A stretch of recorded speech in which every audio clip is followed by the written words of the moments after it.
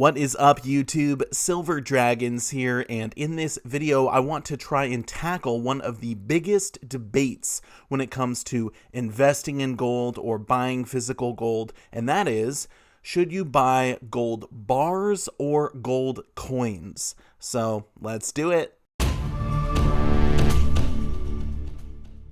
Thank you so much for watching my video. I do sincerely appreciate it. If you want to learn more about investing in precious metals, or if you just want to watch awesome videos about gold and silver, make sure to subscribe to my YouTube channel. So 1 ounce gold bars versus 1 ounce gold coins, which one is better? This is one of those huge debates that people have gone on and on about because for the most part, the gold bars are almost always going to be cheaper than the gold coins. This might be $20 cheaper, $40 cheaper, depending on the coin, but if you can buy them for less, why would you not stack those exclusively? Why do people ever bother with gold coins? I mean, what is so special about them? Is it just because they were made by a government rather than a private mint? I mean, that can't be the only reason, right? So let's look at the top 3 reasons why people would pick one over the other. There is trust, liquidity, and price. And then lastly, there is personal preference, but you can figure that one out for yourself. Let's first talk about trust. For some reason, people think that there are more fake gold bars than fake gold coins out there on the market. And they may or may not be right. I guess it depends on where you live, where you're actually buying them from. But fake gold bars are actually a little bit easier to make. And yes, they do make them in the assay cards. They make them usually out of tungsten, and then they plate them with gold. So they'll have the same specific gravity, or at least really close to the same as gold, but they're not made out of gold. They might also try and make them out of copper or some other metal, but they're going to be way too big and easier to detect. They'll probably be too thick. So I guess if you're really good at weeding out the fakes, then it's not really a problem, but there are lots of fake gold coins out there as well. I just think it's a little bit easier to tell if a gold coin is fake compared to a gold bar. There are more tests that we can do on the gold coins.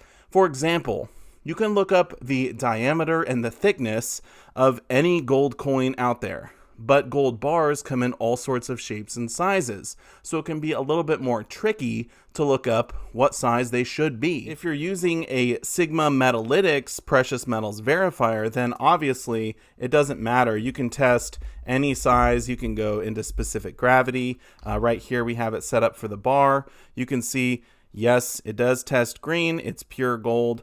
We can actually easily move this over to the coins. Let's go to Eagles.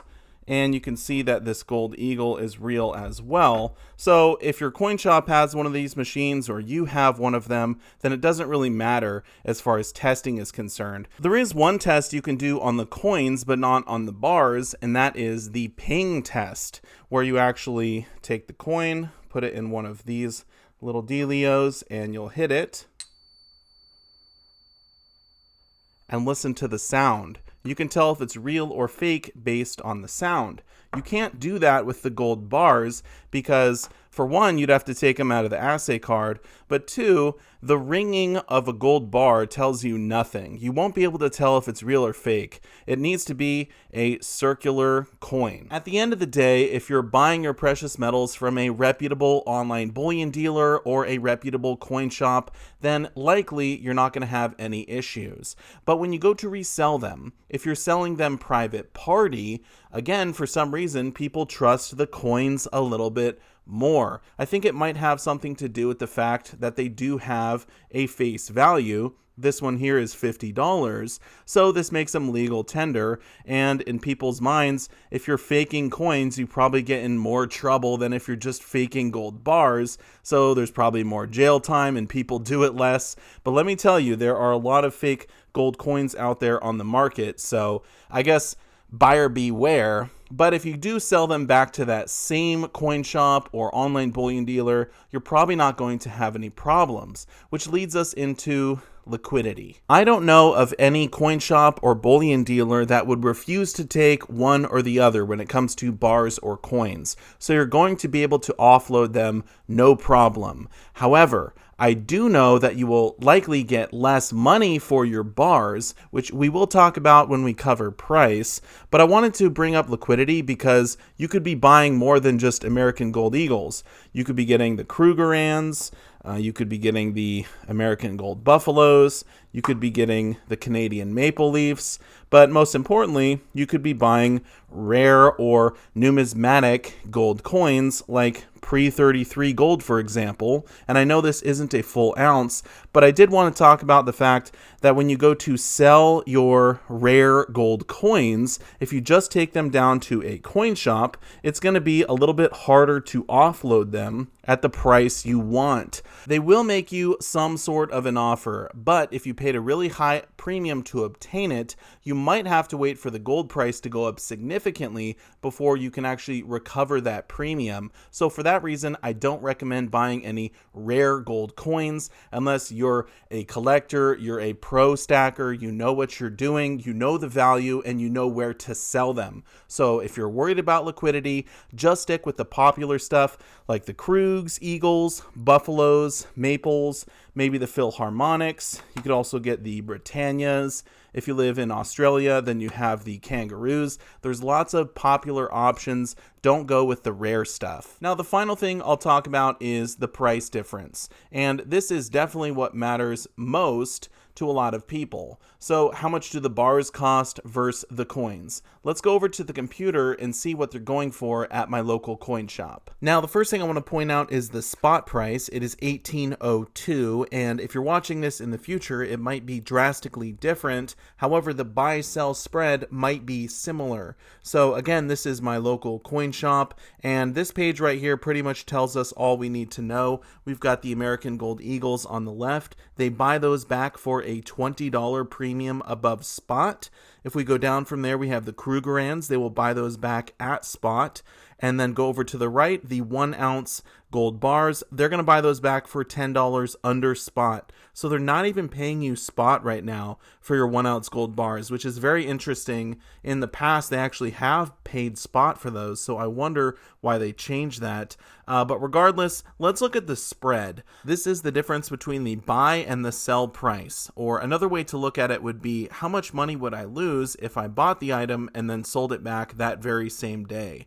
So the American Gold Eagles, negative $109. The Krugerrands, negative $103. And the bars are negative $91. So as you can see, the bars, you actually have the best spread. I mean, these are the best deal. If we scroll down, I'll just quickly give you the spread on these items as well. The Buffaloes, negative $111. The Maple Leafs, negative $108. The Philharmonics, negative $106. And the Pandas, negative $141. So I guess the moral of the story is don't buy the Pandas. Okay, let's wrap this up and bring it home. Now I have these 5 ounces laid out from the highest to the lowest spread based on the sale and buyback prices at my local coin shop. So for me personally, the difference between the Buffalo and the Krugerrand is only $8. So if I were to decide which of these two I wanted, essentially I would only have to pay $8 more for the Buffalo. Now, the difference between the Krugerrand and the gold bar was only $12, making it a $20 difference overall. Now, the American Gold Eagles are one of my all-time favorites. It was $18 more for me to go with the Eagles compared to the gold bars. And at the end of the day, I have to ask myself, what am I getting out of the American Gold Eagle? I am getting the trust factor. I'm getting the beauty of the coin as well. So it kind of comes down to personal preference. Would you rather have the coins or the bars? You are going to spend a little bit more for the coins, but in my opinion, it's worth it. If you would like to give your opinion, feel free to leave a comment down below in the comment section. And I do want to say a massive thank you so much for watching my video, and I will see you all in the next one. Silver Dragons out.